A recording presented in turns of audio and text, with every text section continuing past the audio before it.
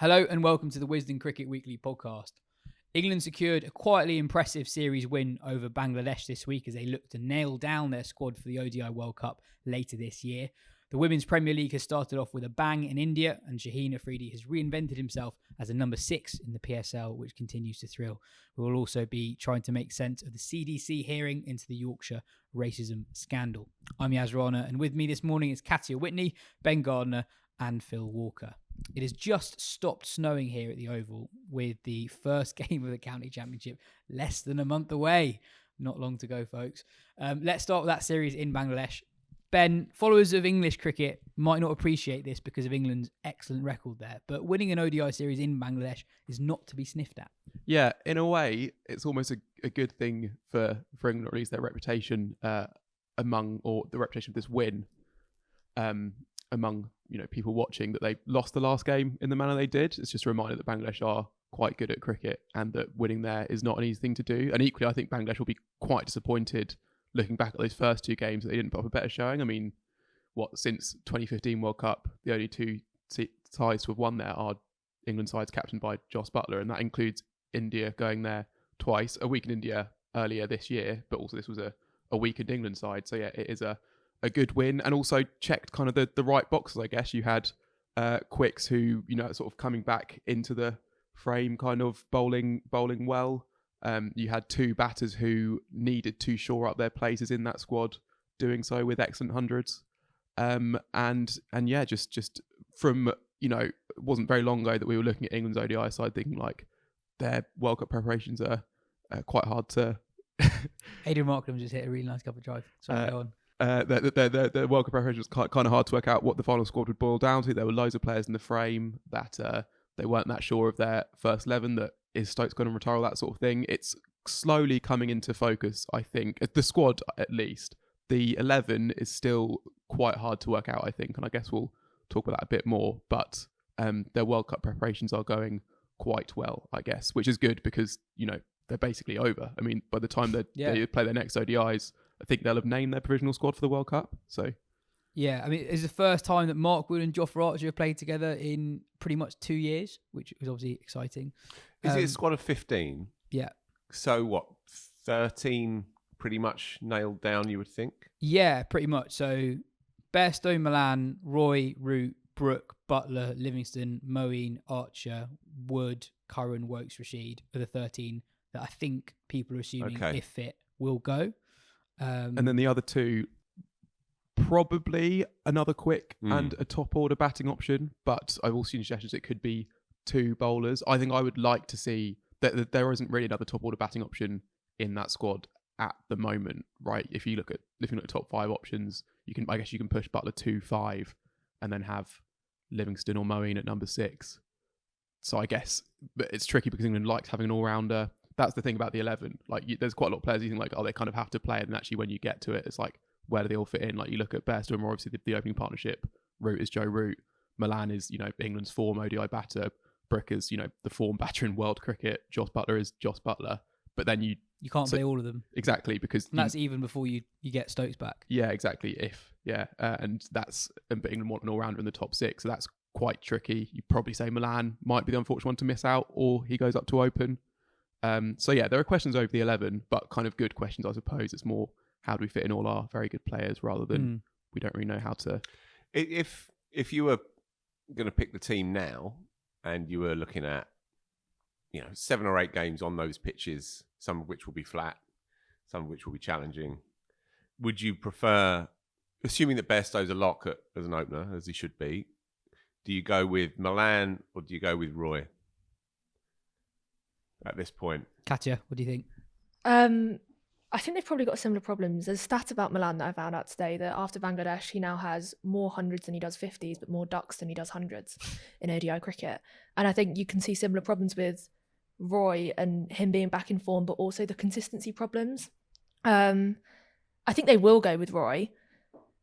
I would probably go with Milan, given the form he's been in and the kind of prolonged form he's been in rather than Roy's recent form. But it's, can you drop Jason Roy, really? I mean, is it worth dwelling as well on the merits of the 200s? Probably shouldn't read too much into two individual innings, but it does show, I think, the different strength the two have. Milan's was a sort of a brilliant innings in terms of innings construction, understanding the situation. And that's the thing about Milan, is he just knows how to make runs. I mean, that's what comes with having all that experience with making 10,000 first class runs. You will have faced a variety of situations, a variety of conditions, and your livelihood is on making runs more often than you don't, essentially.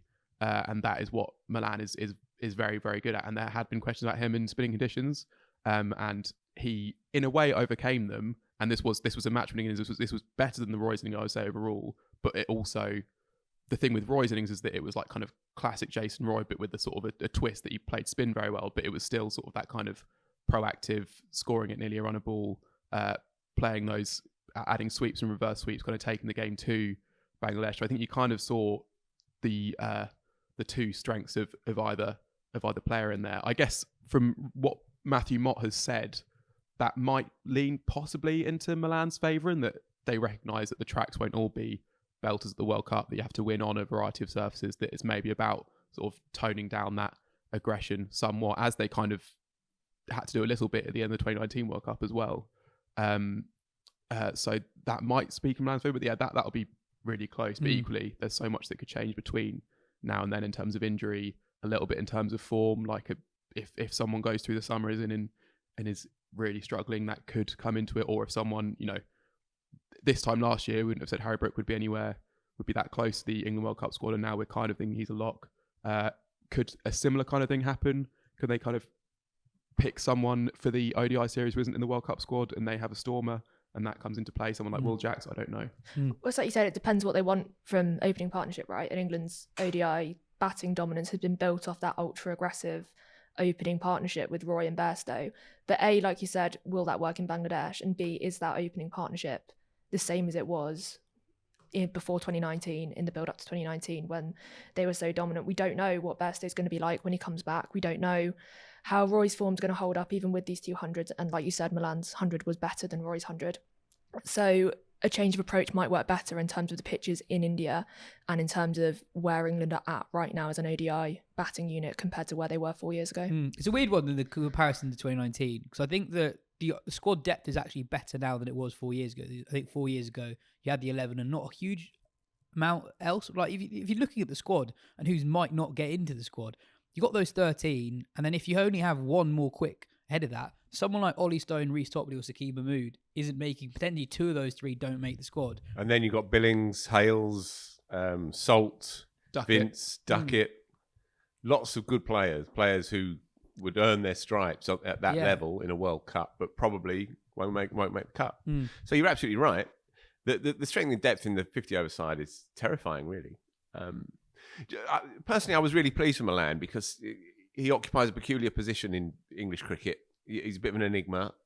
He's never fully become ensconced in any of the formats, but he's never done badly in any of them, and he's often done very well in a number of them, right? He's got 4 tons in 18 games in ODIs, albeit he's also got a few blobs, as you say, Katya. In T20 internationals at one point, he was number 1 in the world, but the rankings were spurious, and so that was sort of held against him almost. But even so, his numbers are still very impressive. Also, strike rate in ODI cricket as well. He's going basically at a run a ball, 93 and a bit. And Test cricket, he made an Ashes 100. So he's always done okay, but I think he's been conscious of his place slightly in the kitchen at the party, and that innings was probably, albeit in quite a low-profile game of cricket, in truth, that was probably his most dominant one-man performance for England. And he said that afterwards, that that was probably one of his best ever days out as a cricketer, because he dominated that innings, and without him, they'd have fallen over like a pack of cards. Just on his winter, England have had 3 ODI series that have been quite hard to really pay attention to. His Bangladesh series happened,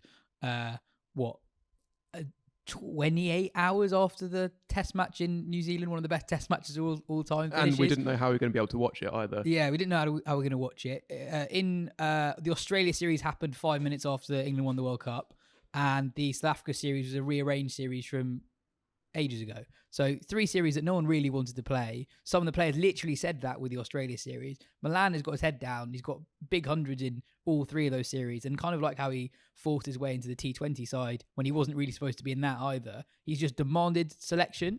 And also, he could have gone and taken money elsewhere, presumably, right? You know, no one knocks Alex Hales for deciding against touring, playing in these games because there was money to be made elsewhere. And, you know, we live in the new pragmatism and everyone accepts that. But David Milan, he's always there. He's always totally devoted to his hopes of one day being fully accepted as a part of this England side. Personally, I've really grown to like him a lot as a player in recent years and as a bloke as well. And he's almost certainly played his way into that squad now. And you know, it will come down to form. Jason Roy is a world beater on his day. The question is how many days he will have across 9 or 10 games. But at the moment, I'd have an inkling for Milan to open, assuming that Bairstow does come back fully fit and so on. Yeah, and I think it's so difficult. I mean, it is difficult. The one thing that we haven't really talked about yet is when you get to the makeup of the 11, there's one guy who, if Stokes isn't back, who hasn't played recently, is kind of assumed to be in that 11 is Liam Livingston. And Liam Livingston at 6 and Moeen Ali at 7, or the other way round, didn't really work for England in the summer. Those are 2 guys who are destructive white ball players who earn big money in the IPL, widely regarded as 2 of the best T20 players in the world. But I think there are serious question marks around them as ODI top 6 players, and one of them has to bat 6 without Stokes in the 11. And that, especially on the pitches you're likely to get in India, I do just think that looks quite a vulnerable side. You compare that whoever bats at 6 there to 2019, we had Josh Butler at 6. I'd looked at the India team that won in 2011 in India. You had Dhoni, Yuvraj and Rana as your 5, 6, 7.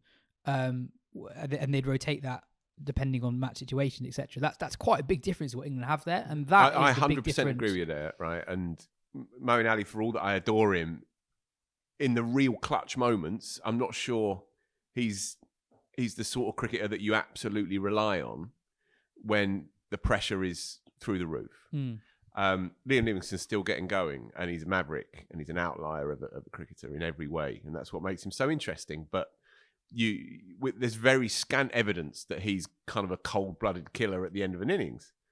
Butler, you want to bat him at 1, 2, 3, 4, 5, and 6, of course you do. But I wonder if, looking at it now, he might even revert down a place or 2 into the Dhoni position, possibly even as a floater, but possibly in that number 6 position as the person that you're going to rely on when push really does come to shove. And I can see the logic of breaking up, if they're both in the first 11, and especially on Indian pitches, you'd expect they would be, breaking up Livingston and Mo and having Butler in there in the middle between them. But then the difficulty is if Stokes comes back, then you lose your 3rd spin option that England also want to have. So there's kind of like there's no simple way around it. Yeah, I think the fact that England are looking more and more secure and like they have more of a squad nailed down, for me, I think makes it less likely that Stokes will come back. Yeah. That felt to me like it would be almost like if England desperately needed him and the team didn't really make sense without him. I mean, obviously, yeah, there are going to be issues with the 11, but it's not going to be the same as saying, putting up the bat signal and saying, Stokes, we need you. I don't think he'll come back. I think it's too obvious for him to come back, so I just don't think he'll do it. What do you think about that? He's on one knee. He's going off the IPL. The Ashes isn't far away. We're worried about the state of the knee, and then he might miss a World Cup. I know he's allowed to do the whatever he IPL wants. thing is tricky. It's a tricky one. He knows his body better than we do. He has not bowled himself as a captain when he's been perfectly able to, and he did that last summer. So we don't know exactly where he is at. I think he's grown up enough to recognise that he picks up his IPL contract and he's still useful in the side, fielding at deep mid wicket and coming off every 4 or 5 times with the bat, number 5, or even opening maybe. Who knows? He's done all the different options in the IPL and not bowling a ball. I think he will. He has such autonomy over everything in cricket that he may well not bowl a delivery during the whole of the IPL. Play for 3 hours every 3 or 4 days, and then he'll be fine. I think we've got to trust him to be sensible here, and I hope that's the case. Certainly, if he turns up crocked for the Ashes, having given it his all for whichever IPL franchise he's playing for this time round, then it starts to look very empty. But I think he's balanced these balls for so many years now, and he's always had problems with his knee. So I don't envision it being that big a problem. And he's also talked about prioritising the build-up to the Test summer, regardless of how well his franchise So he'll does. be coming home early. He'll be preparing for that Ireland Test match. So yeah, I don't see it being that big a deal. But then, look, if he goes over on his knee in the first week, then it starts to look a little bit hollow. But I don't envision that happening. I think the main point is, like, England need Ben Stokes a hell of a lot more than Ben Stokes needs England, right? And as soon as you try and control a character like Ben Stokes, then that's when you're going to lose him. So you kind of have to, he's big enough and old enough that you have to trust him to get on with it.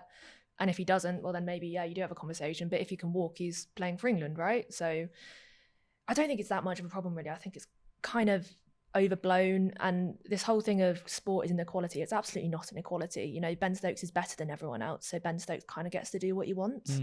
And it's not just England, it's ODI cricket and the ICC World Cup need Stokes more than Stokes needs. Yeah, exactly.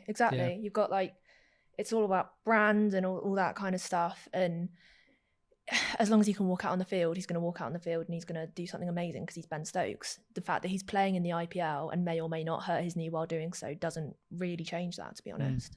Yeah, I would imagine, look, if Rob Key had the choice and there was no consequences to it, then he'd probably say, come home and convalesce for a few weeks, Ben. But those days are long, long gone. And nobody is, as Katya says, no one is going to look him in the eye and say, you can't do this. Because he is the emperor. Just going back to the makeup of the England ODI side, I was thinking that one potential game changer is Joe Root's bowling. If Root bowls a lot, then you don't need Livingston and Moeen. You need Livingston or Moeen. Then you can put Butler at 6, and then you can play all the batters that we were trying to squeeze into one team earlier. Yeah, and that just sounds like a better team, doesn't it? Harry Brooks got Kane Williams in his back pocket as well. Can I just say one more thing on the? I found the thing about Billings and Milan really interesting, basically, because as you say, Milan's just basically played 3 series, got 300s in the team. Billings, I can imagine him looking at that, thinking like, hang on, this at one point this looked like my position to lose. What's happened here? Like at the end of 2020, he was brilliant in that Australia series that England lost. Made an amazing 100, made a 50 to end the series. He's had 5 ODI knocks since then, one of which was a very good 70 in that Australia series just gone. And yet he's kind of sort of on the fringes of the conversation, not even on the fringes of the squad, really. Having averaged, I think, 50, striking at about 90 since the last World Cup. And it just shows how in a way, how fickle and strange cricket can be and how fickle and strange the calendar can be. And also how difficult it is to make choices in the cricketing world as it is, basically. Like, I wonder if Billings is looking at having chosen to play the PSL over the Bangladesh series. He gave an interesting interview to Cricinfo, talking about his choice of that, saying that he's sat on the bench a lot, and that's been a theme through the interviews. He gave an interview to Joe a while ago, saying that he was he's 28-year-old, but feeling like he's played a 24-year-old's amount of cricket kind of thing. That he has just done a lot of time carrying drinks. He doesn't want to do that. Equally, I think if he goes to Bangladesh, I think he plays that series probably ahead of Vince, and then who knows what he might have done and where he might now be, because with Milan it's only 9 games. It's kind of got him into the position he is now. I guess the one thing he'll look at is he's the same age now that Milan was ahead of the 2019 World Cup, so there's nothing stopping him from having a similar sort of run and being involved for 2027. That thing can still happen. The final thing on Milan is just that I'm really happy for him as well, just because of how the T20 World Cup ended for him. Like, that was so much of his career was geared towards that. His position in the T20 side, he was supposed to come to Australia, those flat tracks, dominate, didn't quite go for him with the bat, and then he gets the injury, and it's such a minor injury as well. You'd almost feel better if it was like not better if it was a bad injury, but the timing just felt so cruel that you get just like the minor tweet that keeps you up for literally just 3 days, basically, because he then plays the first ODI after that World Cup.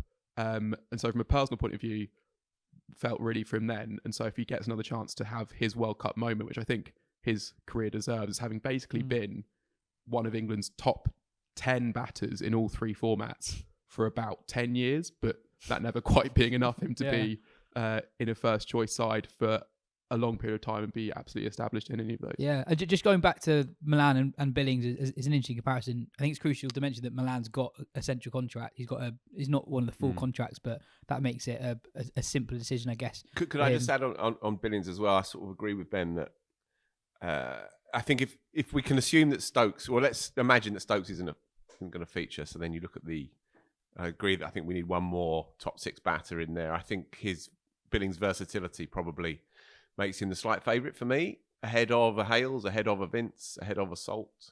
I think he can play different versions of different roles. You know, he can go up top if needs be. He has experience against the white new ball, where he began at Kent.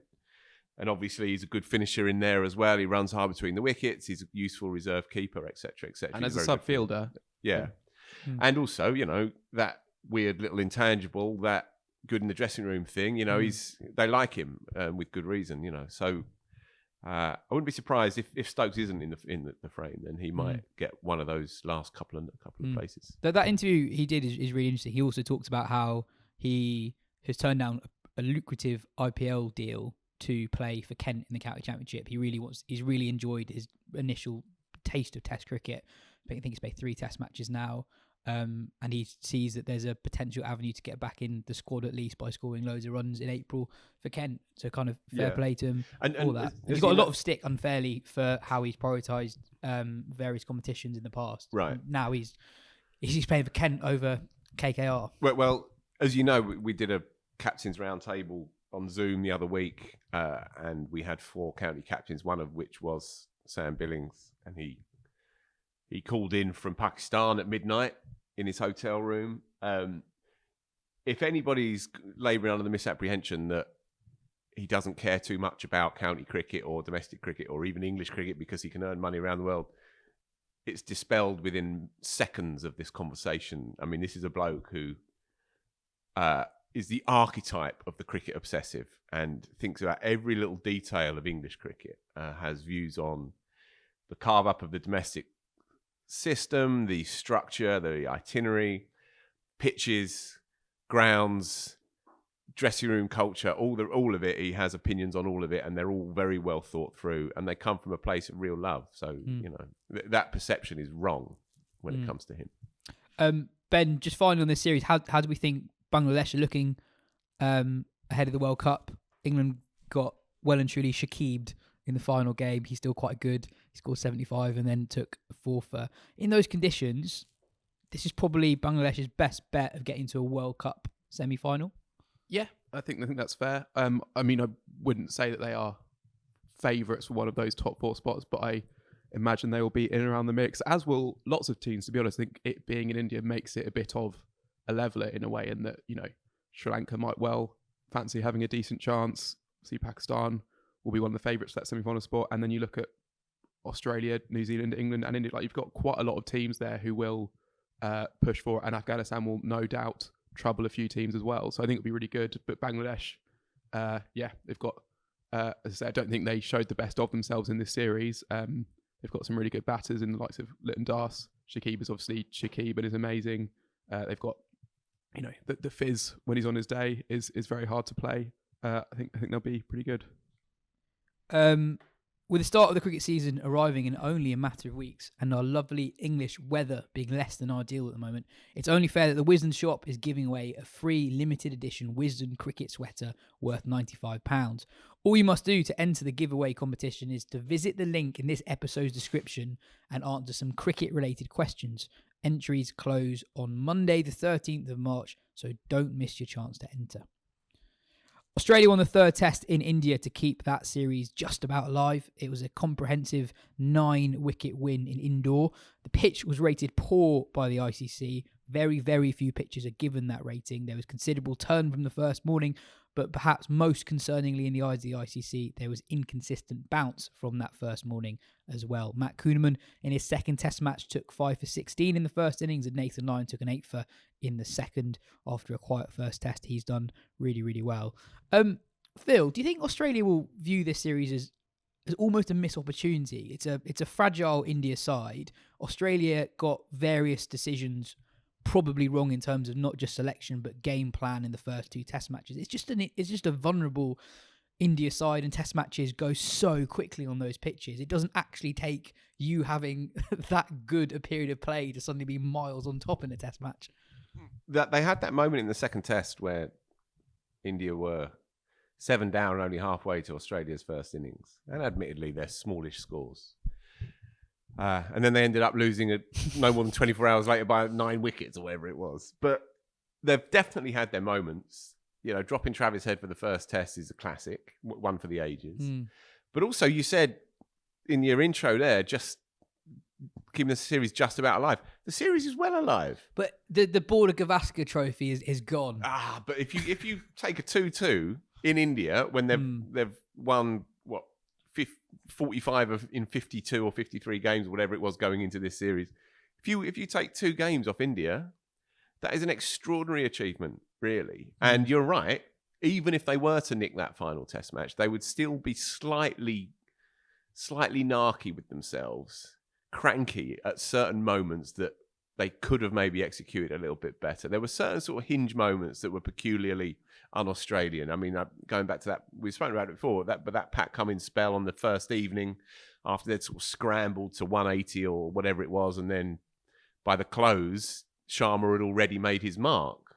So yeah, no doubt they will be frustrated.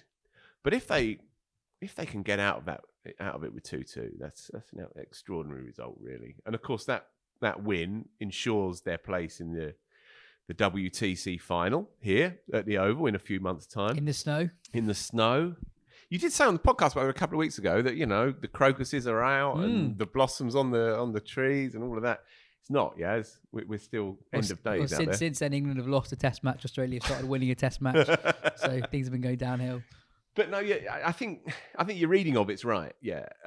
And certainly India have looked vulnerable. But then all teams are going to look vulnerable on pitches that are skewed dramatically and out of the favour of the batters.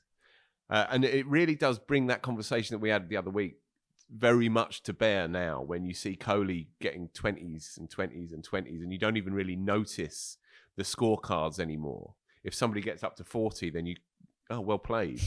This is not Test cricket as the great Indian players of the past have recognised. This is not the Test cricket that arguably a lot of people want to see inside and outside of India.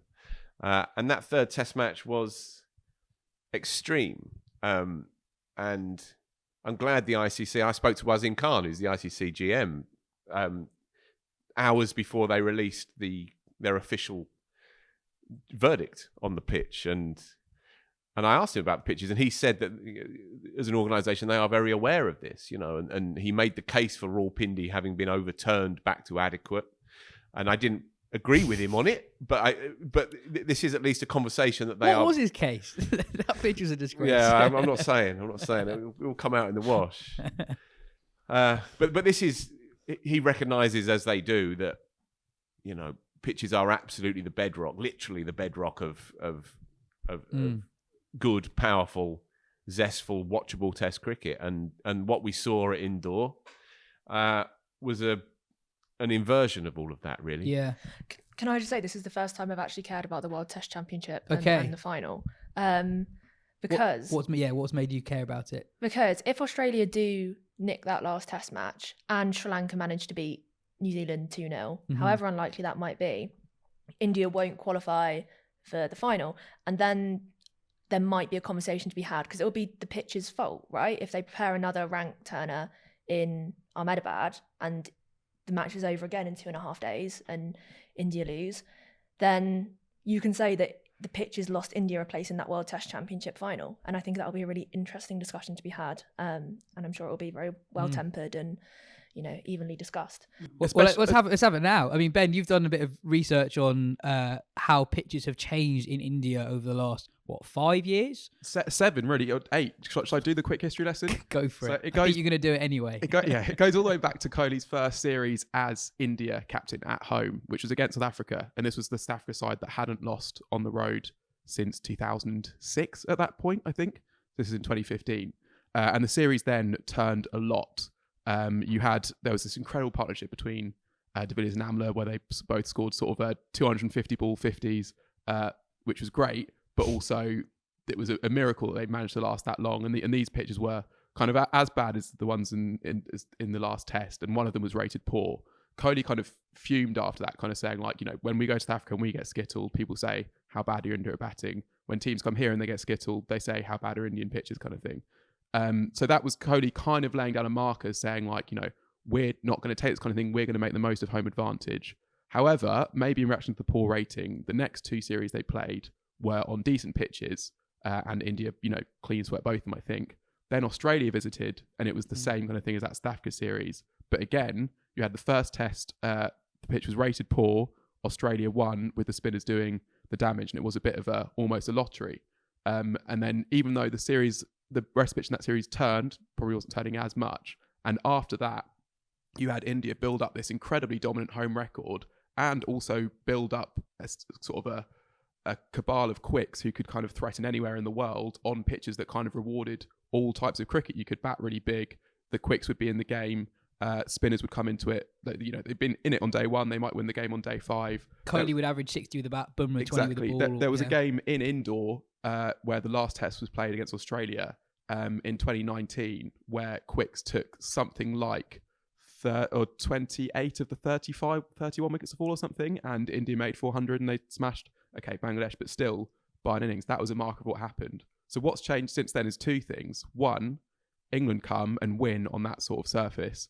And was it a flat pitch? On a flat pitch, Root makes a double 100. India can't get close, and they lose the game. And I guess what you see there is how actually the toss can have quite a big impact on that sort of surface if the other team are capable of putting up a big total, because it means you can't really lose the game, and then actually it can be quite hard to save it because of what the pitch turns into later on. And then we know what the pitches were like for the rest of the England series. The other thing that happened was that New Zealand drew a test in Kanpur, where they drew it 9 wickets down the final day. And because of how the World Championship point system works, Rahul Dravid was talking about this yesterday, saying that you basically have to have results. Like, it's better to lose a series 2-1 than to draw it 0-0, I think, in terms of points for the World Test Championship. Is that right? Anyway, it's about the same. But that's the kind of equation that's at play. And those are the 2 things. One is that, and I guess the other sort of underlying thing is maybe India don't trust their batters quite as much on that kind of flatter surface. India used to think they could sort of out-bat other teams. Now they maybe don't think that, and they think, okay, we have to outspin them, so let's pick a pitch, let's have a pitch that allows us to outspin a team rather than outbat a team. But now where do they go from here? Because, would this Australia team beat India on a flatter track? Maybe. Would they outbowl India on a seaming track? Maybe. And would a spinning track be a lottery as the third test was? Almost certainly. So I think that the pitch for the 4th test will be fascinating, and also going forward, seeing how India choose to react to this in terms of the pitches will also be interesting, I think. They must have been embarrassed, right? Really? Yeah. And the big hitters, Sharma, Dravid, Kohli, they must have been. And yet the question is, how much control do they have? How much influence do they have? That's always been the assumption, right? That these huge icon figures lean down upon the curator and say, this is what we need.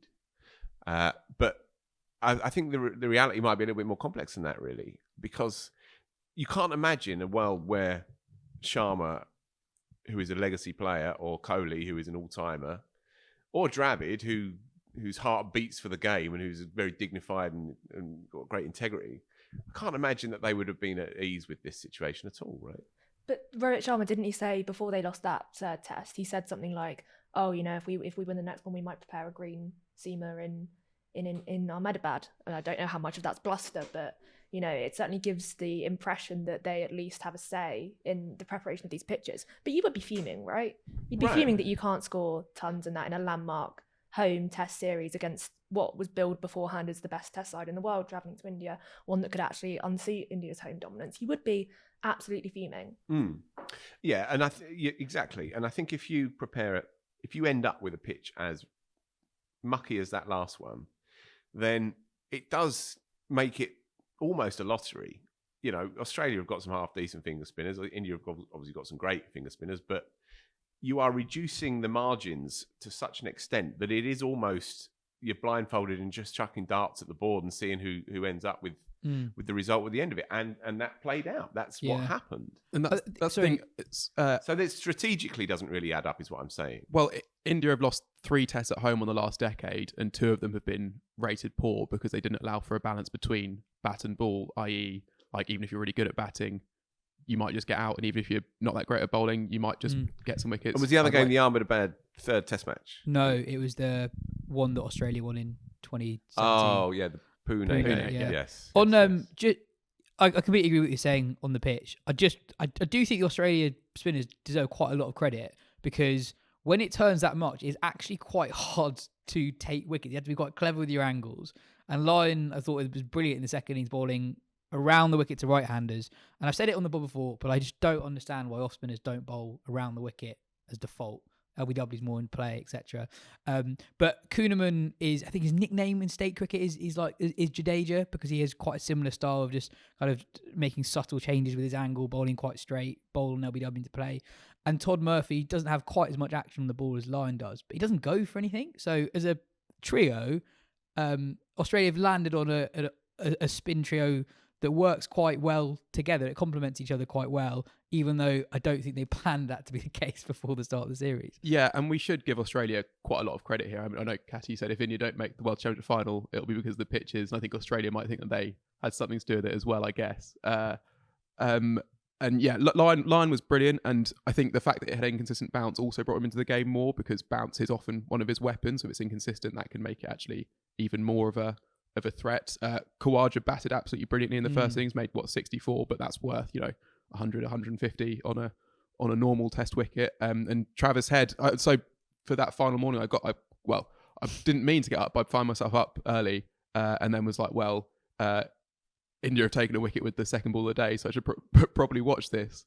And for quite a while in that chase, thought that Australia might well mess this up. It felt actually a lot like Abu Dhabi. Exactly, yeah. Where it was like, hang on, if Australia are going to chase this, they're going to need 30, 35 overs at the rate that they're going, and India are going to create a lot of chances in that time.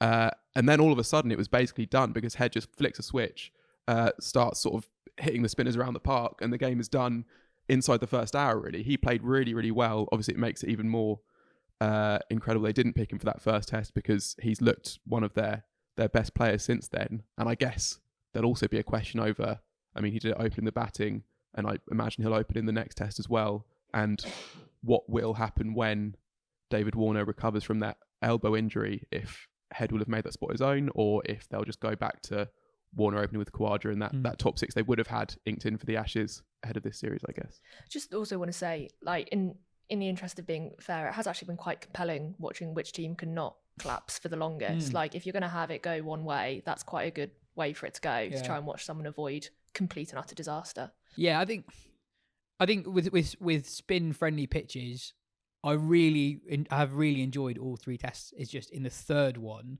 I didn't like how I thought skill was taken out of the game from the batting point of view. It's like there is just going to be a ball with your name on it. Labuschagne was out off a no ball on the first day to Jadeja to one, just didn't bounce at all. It was like, on the first day, come on. Just a bit of news on the final test match. Pat Cummins will remain in Australia to be with his family for the final test, so Steve Smith will once more captain Australia in the final game. The Women's Premier League started over the weekend. We've had 5 matches at the time of recording, 3 team scores of 200 or more. We've had standout performances from familiar names. Harmanpreet Kaur hit 65 off 30 in the first game. Shafali Verma scored a rapid 84 as well. But also some standout performances from names we might not have heard a lot about before.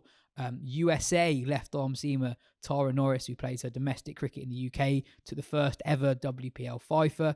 The left-arm spinner at Mumbai, Saika Ishak, who's not played for India yet, looks very good. She took 4 for 11 in the opening game. Katya, what have you made of the tournament so far? Yeah, well, it's been good, hasn't it? I think that there have been lots of big scores, lots of 200-plus scores, and that's a great spectacle, but I'm sceptical how long that continues if the games aren't competitive, because there's been very few close games, right? So it's great watching teams smash over 100. It's great from an Indian audience perspective with Harmanpreet Kaur, as you say, whacking it in the first game. But 200 and whatever plays 64 all out, as it was in the first game. When you take the competition away, that kind of 200 plus score becomes quite, not dull, but quite disengaging quite quickly. So it's been a really good start, but it would be nice to see some more competitive games of cricket is kind of my takeaway from the first few days of the competition been, albeit having only giving it a few days to settle down and now criticising it. But yeah. I do wonder if it is going to take time for analysts to work out how best to which players to target and which players to value most highly in auctions. It's a new pool of players. We don't know quite how good the domestic players are. We don't know how good the reserves are in Indian batting, seam bowling, spin bowling. So I can see it taking a while to get to a point where the teams are quite even. I mean, you still see it in men's franchise competitions that have been around for a decade, that there's still massive mismatches. So it's quite a hard thing to get right. Yeah, well, it's like you say, one of the best things about franchise cricket as it's been is discovering someone who's completely unknown and is just absolutely brilliant. And adding that to the WPL once it's kind of settled down a little bit, that'll be probably the most compelling element of competition, because it's like you said, we all are familiar with these names who are brilliant, like Nat Sivabrant, who got 50 off not very much the other day, and Harmanpreet Kaur and Alyssa Healy and all the rest. But the really interesting part of it is going to be finding someone from the domestic scene like Tara Norris, who no one knows really, who comes and does something incredible. And that'll be the main attraction, or not the main attraction, but that'll be one of the best things about the competition, because we've been wanting that pathway for so many years, and that kind of stage does offer that. What have you guys made of the tournament so far? Yeah, well, I wanted to make a point on the Tara Norris thing, which I think is quite interesting from a few points of view. One is about her future, because she showed she's very skillful, she's very talented.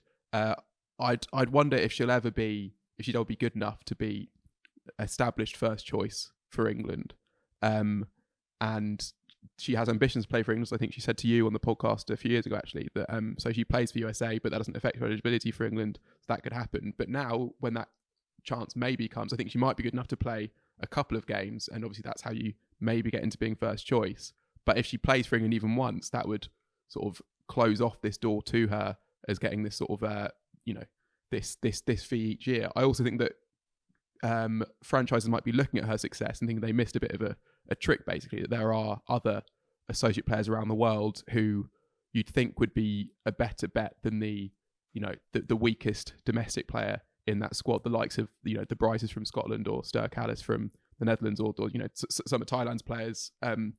You wonder if they might actually look next year to bring in that as well. And then the other thing as well is, if you're an English player at like a sort of maybe a mid-level regional player, even on the fringes of the 100, whether you should be looking around the family tree to see if you've got any sort of Scottish or German or whatever ancestry, go and play in a qualifier, and then you've actually got a decent route into the biggest show in town, basically, which I think would be great for associate cricket. Obviously, the end goal is to have pathways that produce their own talent, that don't have to go looking to other systems and getting these things, but a route to getting the funding that allows you to do that is to have a team good enough to make an impact at a qualifying event, and that's what some of these players can do. I mean, Tara Norris bowled really well to get USA to the global qualifier. I know they didn't tell she was there, and Norris wasn't available for that. But that's the kind of thing that can open up some funding and that sort of thing. But just on that associate nation point, they introduced that rule in the WPL, right? I think from my understanding of it, you can have an extra overseas player if that player is from an associate nation, but it doesn't seem like that's kind of gone far enough to get associate players into it. Like, the gap between associate nations and full member nations is less in my opinion, is less than in women's cricket than it is in men's cricket. You had Nepal beating, was it Pakistan in the Women's Asia Cup last year? And I don't think there are any Nepalese players in the WPL. I'm not entirely sure on that. No, Tara Norris is the only associate player that was picked up. And actually, there was confusion at the auction over that rule. Yeah. One of the franchises tried to pick up another US player, but they thought it was you could have an extra overseas player in the squad if they're an associate, when it's just in the 11 that counts. So that's the other thing, is that you do lose a squad space, I suppose, but still. And yeah, in the tournament, I've really enjoyed it. I haven't. Some people, there's been some questions over the boundary sizes and therefore the high scores. I haven't minded that too much. I think it is good for making a bit of a splash to see. Like, I do think sixes being hit is quite fun, and yeah, the close games thing is an issue, and you're more likely to get close games if you have lower totals, I suppose. But I've enjoyed it. I've also enjoyed some of the reviewing of wides. I think that has the potential for some quite funny things to happen, as well as it probably being a good move overall. So yeah, I think it's been good. I think it's been entertaining. I don't think they could have hoped for much more in terms of, you know, all the players you'd want to make runs would have made runs. Grace Harris was quite unlucky, wasn't she? She plays that brilliant innings in the first game. What did they chase? Was it 70 runs in the last 5 overs, something like that? And she drove the bulk of that, and then she was left out for the second game, which is a bit unlucky. But yeah. Over the last week or so, the Cricket Discipline Commission hearing on the Yorkshire racism scandal has taken place. 2.5 years on from Azeem Rafiq's initial claims, the focus was essentially on whether or not Vaughan made the comment, "There are too many of you lot," to 4 players of Asian descent before a T20 game in 2009. Katya, with all that's gone on over the last 2.5 years, we've ended up with the focus on one comment that may or may not have happened 14 years ago. How has that happened? Michael Vaughan's the only one who's chosen to give evidence in his defence at the hearing. So Yorkshire and Yorkshire County Cricket Club as a whole have admitted the charges against them and decided not to give evidence in defence at the hearing. So has Gary Ballance. Gary Ballance has admitted the charges the ECB have brought against him and decided not to take part in the hearing. And the rest of them, so Tim Bresnan, Andrew Gale, and the others have decided not to participate in the hearing because they don't think they'll get a fair hearing. But yeah, it is disappointing, I guess, that it's all turned into a dispute over one comment rather than the structural change and the deep change that needs to happen in light of these allegations. It seems quite a superficial way to end the process, even though it's not an ending. It's billed as the ending to the specific allegations that Rafiq has made. So it just feels inherently dissatisfying, I guess, that this is what it's come down to over the one comment, like you said. The CDC normally adjudicate on less serious matters behind closed doors, and we have this like slightly bizarre situation where the public focus. I mean, this is getting so much public attention. This was on on BBC News of the day, where the public focuses on one comment, where one of the people alleging that the comment was made says they saw it as just a bad joke at the time, and then the person who says they haven't made the comment is saying that it's an abhorrent thing to say, whilst also admitting that they have tweeted things that they admit they have tweeted that are really bad. Ben, what do you make of it? There has been some stuff on the ECB process at various points. It isn't just on whether or not so-and-so said whatever. Yeah, I guess there's an element of me that wonders whether it has been helpful that this is public or not, that there's kind of just... It's a lot of it feels like running over old ground, and just I think the thing with the ECB investigation is that this was when Mina Boutros, who's the ECB's head of legal, I think, was quizzed on the investigation, who they asked, who they hadn't asked. It turned out they hadn't asked the umpires, they hadn't been able to get in touch with all of the players at the game, they hadn't asked the Sky cameraman who was there, which I suppose on one face seems like a bit of a, you could even say, you know, a dereliction, like they haven't gone to, you know, the extreme length they could have.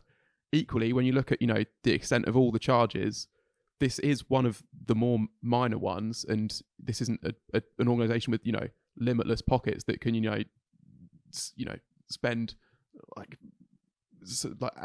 ages and ages and ages, like querying every detail, because also this is such a thing that's just not fit for purpose to investigate, if you know what I mean. Like this, as you say, this isn't what the CDC was really set up to do, or at least it's one of many things that falls under its remit. And I can't imagine it was foreseen or predicted when, you know, when it was created, that it would have to look into something of this scale.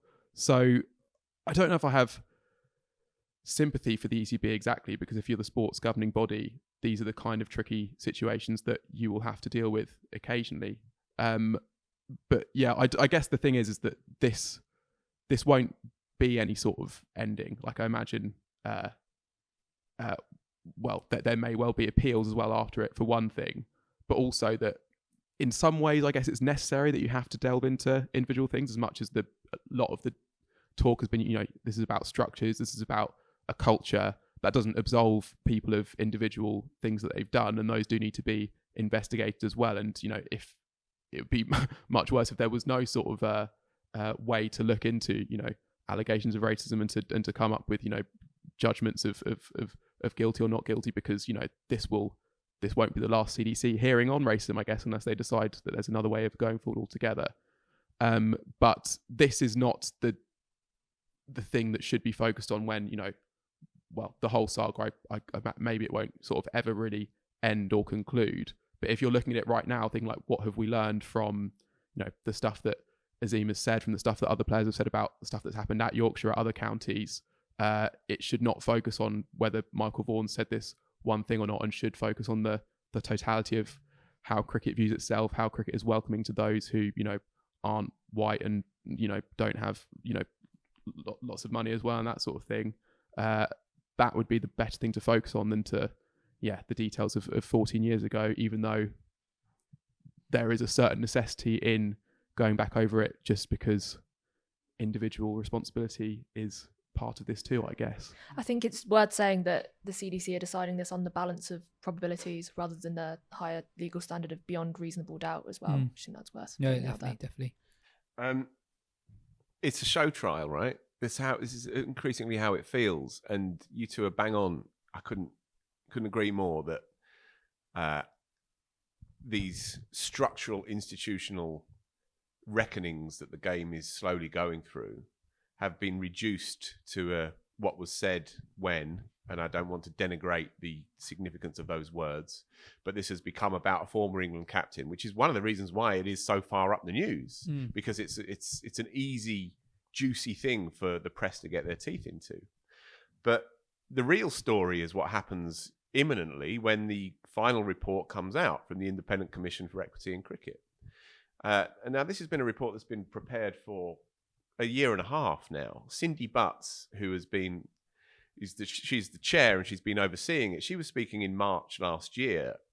Already 4,000 people inside the game had reported their own experiences of discrimination. And this was a year ago. Well, literally a year ago. Over 4,000 at that point.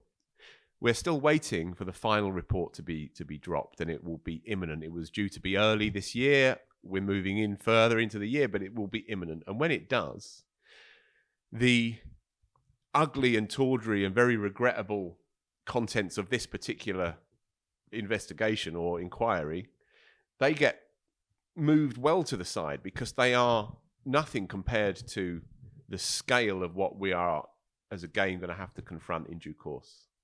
And it seems like the Vaughan saga is a mere microcosm of the broader and bigger stories.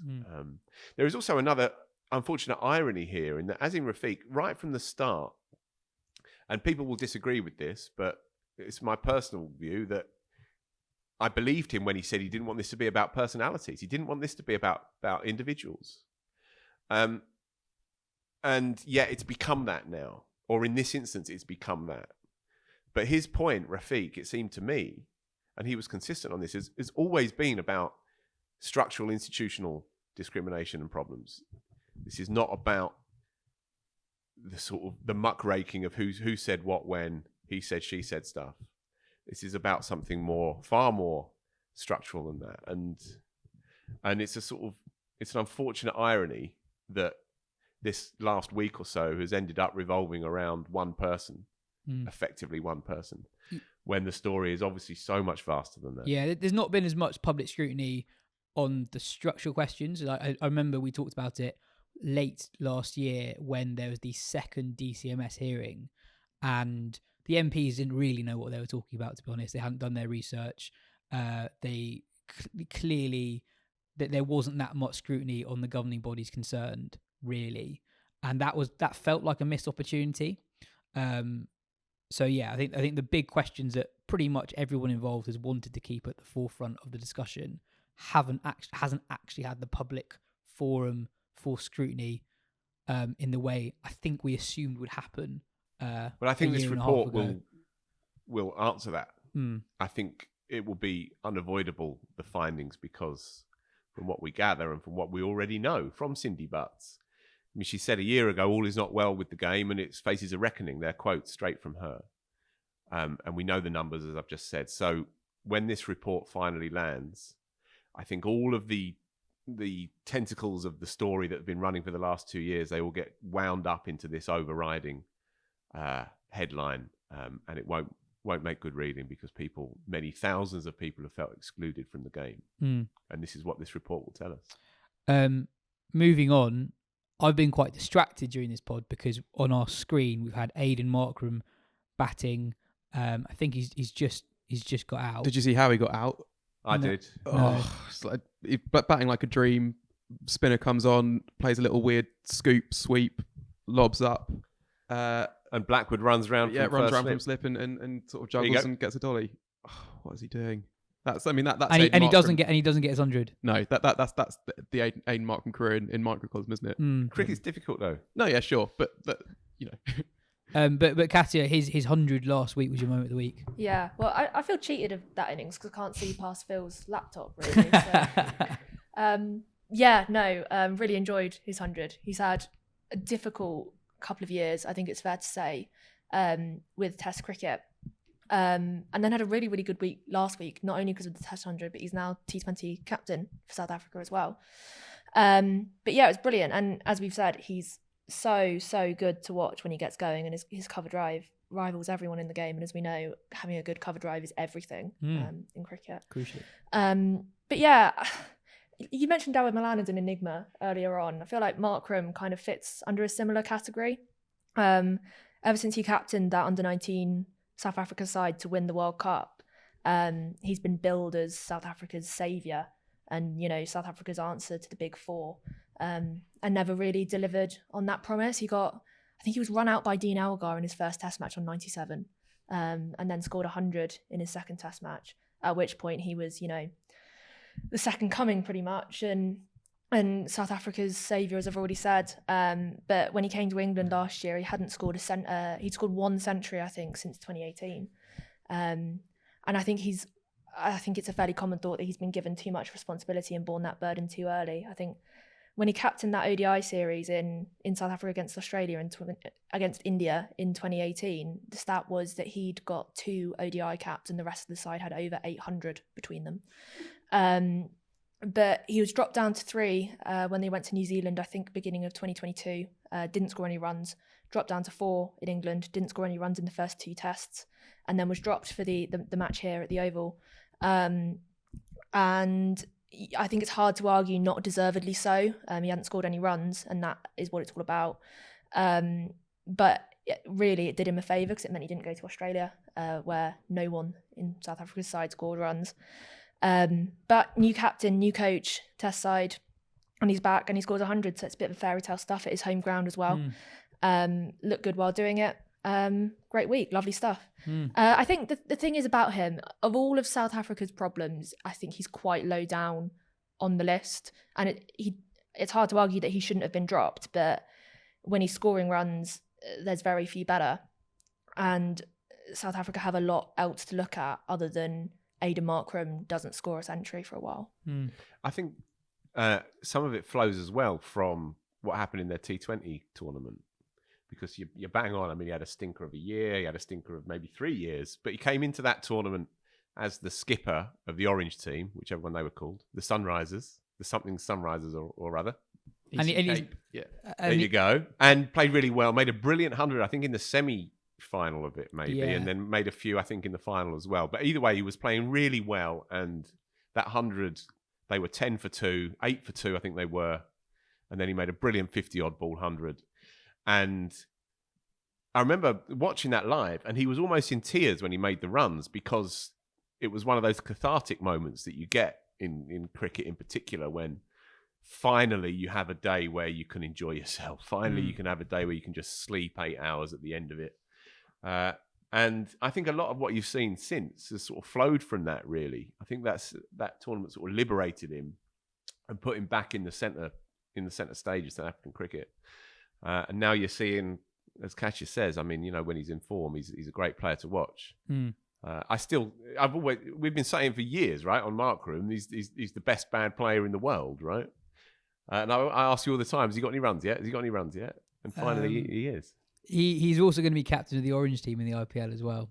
Is he? Yeah, he's going to be Sunrisers. So he was under 19s captain in South Africa as well. Bright bloke, well educated, etc. So that's why they've always thrown a lot onto his shoulders. But you've got to score runs at the same time, and he's still only probably 25, 26. So. No, he's 28. That's is kind he really? Of, yeah, that's kind of part of it. I think that's the thing. He's not young anymore. They had stuck with him for so long, and obviously we can all see the talent, and there was a sense that he was worth sticking with. And you'd have dropped him 1,000 times ago, wouldn't you? No. I mean, I strung him up. But I think he also becomes especially important because this is a South Africa set up in a certain amount of flux, as Katya alluded to, with 2 new coaches, right, for the various formats. And apart from, I know they won the first test handsomely, but it feels like there's some odd stuff going on, basically, and the new coach is finding their feet, finding what the best team they have is. They made 4 changes from that game, only one of which was enforced by the injury to Anrik Nortje. So they have dropped Keegan Peterson, who you like, Phil, but they've picked Ryan Rickleton, who you also like. So I don't particularly like Keegan Peterson. Oh, do you not? No. Okay. All right. No, Phil hates Keegan Peterson exclusively. No, I didn't. I thought it was asking a lot of him to bat 3 in England, and I said that at the time. I know he played okay against India. You like? We all like. I like to watch him. Yeah, Look, you want to go back through the shows?